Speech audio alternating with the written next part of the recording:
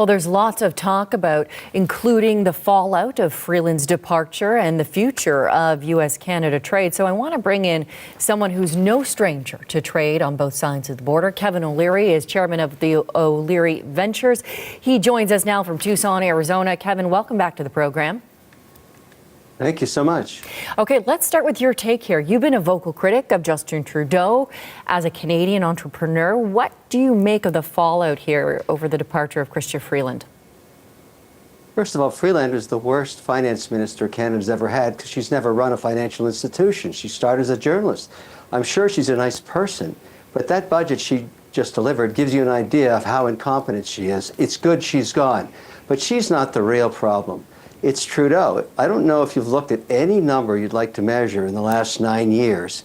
GDP per capita, capital flows out of Canada, the growth of the Canadian economy stalled out, the deficit, just this last horrific budget. I mean, I don't recall in my professional life seeing a collapse like this. That's why the Canadian dollar is in free fall. It's Justin Trudeau and his policies. And remember, we have to celebrate the fact, if you want to talk about longevity, he's been very successful as a prime minister, and he did it all without any executional skills. Now, the Canadian people pay the price, and it's just horrific what's happening to the country. Unbelievable mess. Okay, it's embattled at home, mocked abroad. Kevin, Trudeau and Canada now becoming the target of U.S. President Donald Trump's roasts here. How does Canada manage this relationship with what is an unpredictable U.S. leader?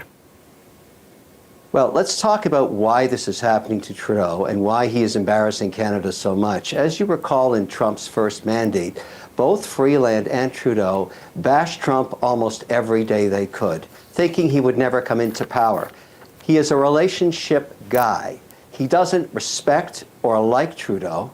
He's said so much in the last 2 or 3 days, as well as Freeland, who he despises from NAFTA 2 negotiations. She's gone. He would love to get rid of Trump, and I think he's doing a good job embarrassing every Canadian internationally with what he's doing with all of this social media. And Trump realizes that he won't be negotiating NAFTA 3 with Trudeau. Trudeau's going to be gone one way or another, and that's a very good thing for Canada. Canadians want to see their dollar in free fall. How long do they want to lose the value of their passport and the Canadian brand in places like Egypt, India, and China, where they don't even let us in anymore without a visa? Trudeau has done unbelievable damage to Canada over the last 9 years. Every Canadian has almost a moral obligation, regardless of where they come from or what their religion is or what party they're associated with, to get rid of this man.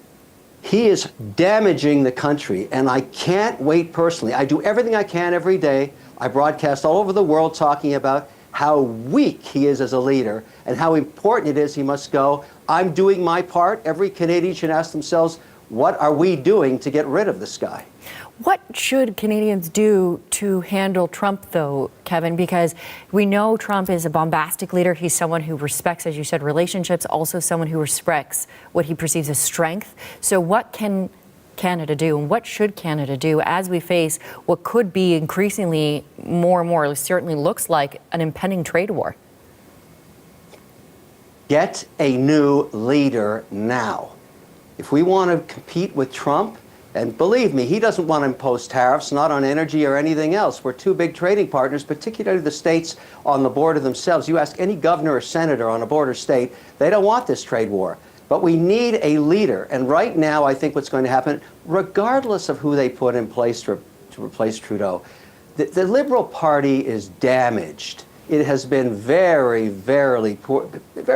Even liberals now understand they're going to be decimated in the next election. So I don't know whether it'll be a full majority mandate for the Conservatives or whether it'll be a minority, but it doesn't matter. We need new leadership to start negotiating with Trump every day, and then, of course, in this very important NAFTA 3 negotiation, which we're going to be facing quite soon. So it's really about Pierre Poilievre. Will he get elected, and when?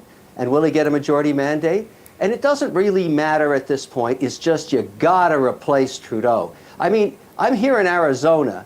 People are, I mean, they're laughing at us. They're laughing at us. And I'm tired of it, and every Canadian should be the same way. They think this whole Trudeau thing with Trump is a joke. Kevin, is there not a concern also, though, that Poilievre could bring about a protectionist measures, and that could also create some issues? It can't get any worse. So think of it this way. I've talked to him, as many business and investors have. His mandate is one, get rid of the carbon tax. Number two, create an environment where capital wants to come back to Canada, because the outflow of Canada, including our own pension funds, has dropped by almost 70%. Our competitiveness against the G20 bottom quartile. And then just before Freeland quit, or whatever she did, she proposed corporate capital gains tax that would have blown us to pieces against the competitiveness of the United States. She must have assumed that Harris was going to get in at a 28% tax rate, but now we're talking 15 to 21, and she's proposing 32. That'll decimate capital formation in Canada. Everything about the Trudeau mandate and the Liberal Party has been wrong, and you can measure it any way you want. If you're a Liberal, you should vote for anybody except Trudeau, and I think, unfortunately, that party is going to spend, I don't know, 4 or 5 years in the penalty box. Too bad. And that's why Carney is not taking that job. He's not crazy. He'll end up in the opposition, which is the definition of living hell in Webster's dictionary. That poor guy, he's not stupid. He's not. No one's going to take that job.